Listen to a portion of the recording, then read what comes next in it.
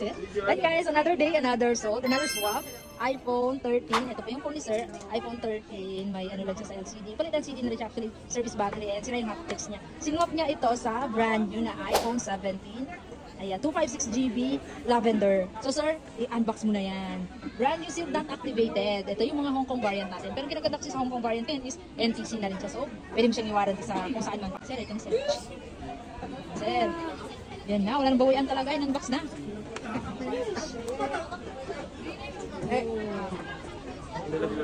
Ay, ate. Ay. Bigyan mo na ako ng Y.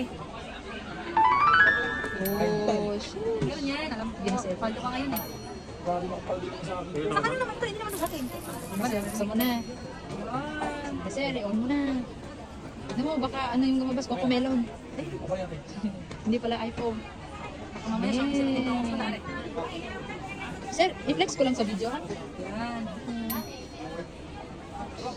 Ganda din pala yung lavender nila. Kaya nga. Sir, thank you so much. Sir, wala nang interview to ha. Interviewin pa sana kita eh. Kasi ayaw mo eh.